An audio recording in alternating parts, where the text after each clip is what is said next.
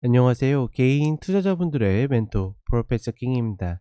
10월 마지막 날 기술적 분석의 존 모닝 브리핑 출발해 보도록 하겠습니다.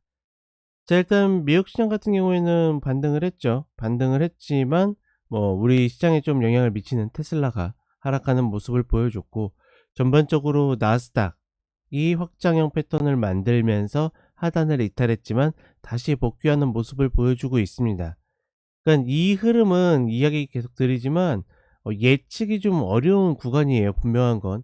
다만 그럼에도 불구하고 어떻게 이 하단을 크게 벗어나진 않을 것이다, 이렇게 좀 이야기를 드렸고, 좀 불분명한 패턴이긴 하지만 우리가 급락보다는 반등을 조금 더 염두에 두는 것이 맞다라고 판단하고 있습니다.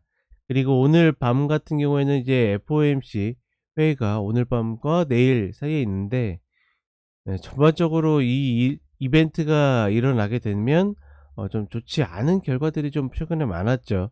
다만 어느 정도 내성이 생겼을 거라고 저는 개인적으로 보고 있기 때문에, 그렇게 나쁜 결과로 이어지기보다는 전반적으로 금리 동결, 그리고 올해 마지막 이제 한 번 남았거든요, 12월에.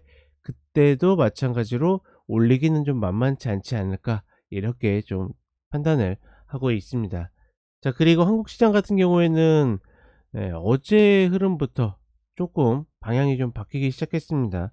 특히나 예를 들어서 대외 변수로는 이스라엘 어 전쟁 흐름이 있는데, 그거를 확실하게 알기 위해서는 유가를 보시면 된다라고 이야기 드렸죠.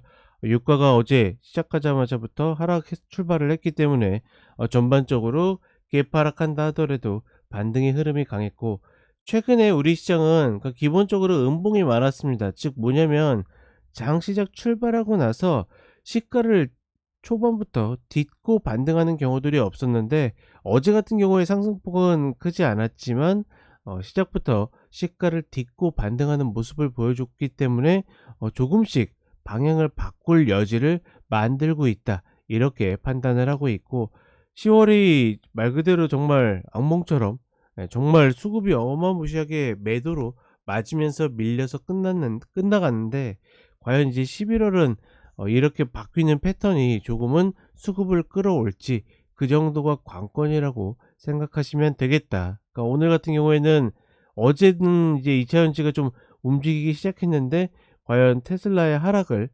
이겨내고서 이 흐름을 이어갈지를 보면서 가시면 될 것 같습니다. 자, 차트 잠깐 살펴보도록 하겠습니다.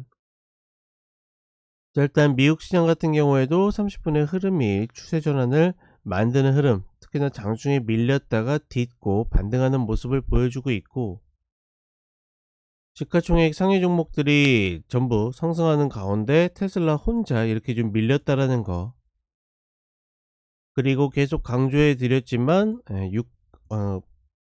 전쟁에 관련된 좋지 않은 소식들이 들어와도 유가가 밀리고 있으면 시장에는 영향을 미치지 않는다.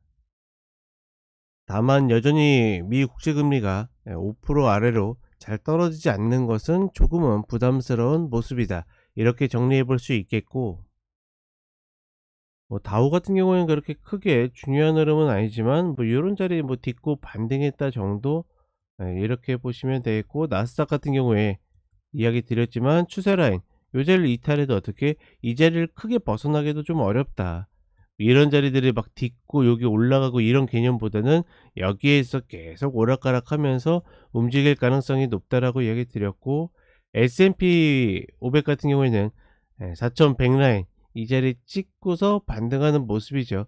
사실 냉정하게는 이 라인을 뒤졌기 때문에 반등할 것이다, 이런 개념보다는 이런 자리가 지지가 됐기 때문에 아직까지는 급락까지는 생각할 필요가 없다, 이 정도로만 인식하시면 되실 것 같습니다. 그리고 우리 시장으로 오게 되면 어제 같은 경우에는 시그널이 안 나온 게 아니라 너무 많이 나왔어요. 너무 많이 나왔기 때문에 제가 그냥 없음이라고 이야기 드렸는데, 지금은 냉정하게는 종목도, 우리 입장에서는 종목이 중요하긴 하지만 지수의 방향이 바뀌어야지 종목이 살아나기 때문에, 그래서 좀 생략을 했고, 지금 코스피 같은 경우에는 2323 이 라인이 올라와야 됩니다. 얘는 마디를 이탈해 있기 때문에 딛고서 올라와서 요렇게 가는 형태를 만들어야 되고, 일단은 어제 같은 경우에는